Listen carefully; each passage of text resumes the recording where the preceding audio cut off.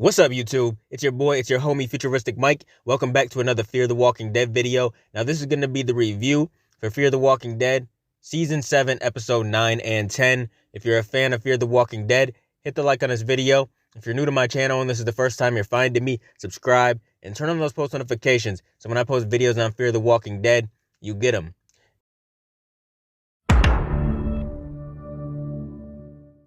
Now, I usually do like a review and a recap for every episode, but I'm only going to do a review for episode 9 and 10 because honestly, there's not too much to talk about. I was excited for Fear the Walking Dead 7B to return, but honestly, these episodes weren't that great. They were okay. They weren't that great though, but they were just watchable, decent. When it comes to this show, it's either hit or miss. You just never know. Like season 4 wasn't that great. The first half of season 4 was okay. When Madison got killed off, that's when season 4 really went downhill. I think season 5 was pretty bad, man. It was definitely bad. And then season 6 was amazing. Phenomenal, season 6. I loved it. And then season 7 hasn't been that great, but maybe they can turn it around this second half. But so far, I don't know, because these first 2 episodes weren't that great. I love the fact that they focused on Alicia in this first episode for episode 9 because we didn't see her a lot of season 7, and then she returned, towards the mid-season finale. But we got an episode that was just about Alicia, and I loved it. And there was this new character that was introduced named Paul. This new character, he's living in this house. His wife died and stuff, and he's kind of deaf. He can't hear that great at all. And I love that they're showing how the blast affected people, not just the surrounding environment and stuff, because we know that it really affected the world around everybody, but it's nice to see that it actually affected some people. It made some people lose their hearing and stuff. This is the first character that we got where it actually shows something like that. I think Paul was a dope character, and it really sucks what they did to him, man. They killed him off like it was nothing.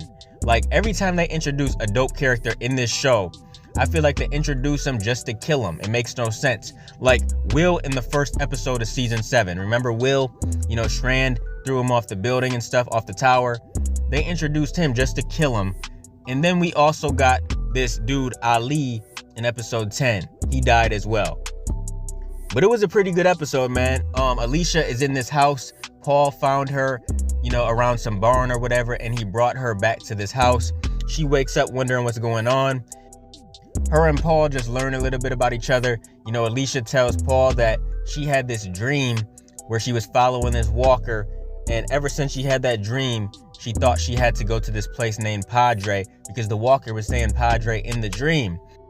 So she was leading these people to this place called Padre that she didn't even know existed for sure, and she got them killed in the process, and she's really upset about it. Her and Paul kind of have a heart-to-heart, and Paul says, maybe that wasn't somebody else's voice in the dream. Maybe that was your voice. Maybe you need to be the one to lead these people.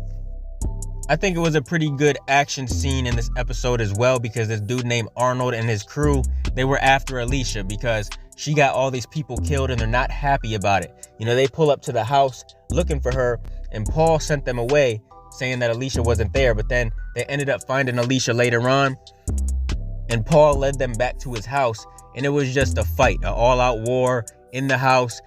Paul is blasting this music because he feels like if he plays music loud enough, it can drown everything out. Because even though he can't hear, all he can hear in his head is his wife scream. That's the last thing that he heard before she died. So he's always playing music loud, playing the piano and stuff to drown stuff out, because he was a musician, so he knows how to play the piano very well. But he plays music super loud when these people come and invade his house. And it's a fight, man. They mess these people up for the most part, but it's sad to say that Arnold ends up killing Paul. I was really disappointed about that because, like I said, I liked Paul. I really did. I was starting to really like him, even though he was only in the episode for like 30 minutes or whatever. Then Alicia goes out on her own and she passes out. And then we see her and Morgan together. And, her and Morgan are talking about what to do next. She finally tells Morgan about this dream. And that's pretty much the episode. That's the end of episode 9. Like I said, not too much to talk about. It was a decent episode. I liked it better than episode 10. Episode 10, I don't even know what to say, man, because it was basically a Charlie-centered episode We seen a lot of Charlie, this new character named Ali. Howard was at the tower. You know, Strand was absent. Howard had to look over the tower while Strand was gone. They were training this new kid as a soldier.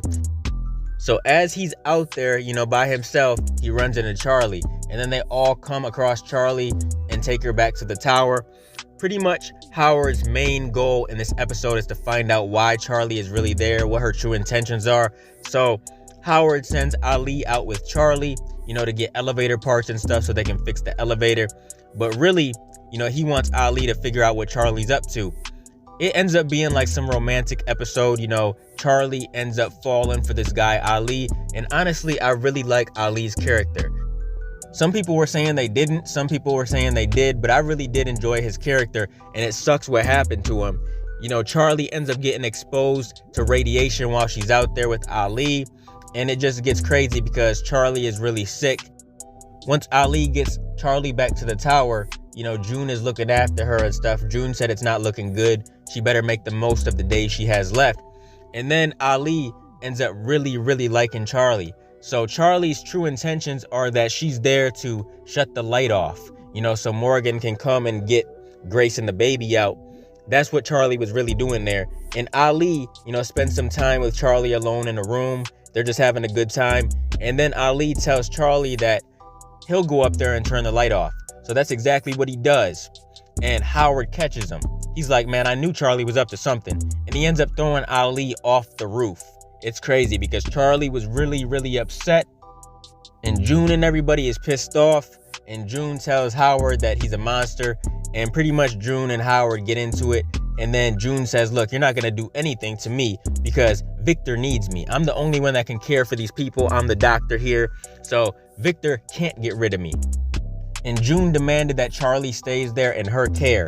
So Howard didn't really have nothing to say because he knows that Victor actually does need June.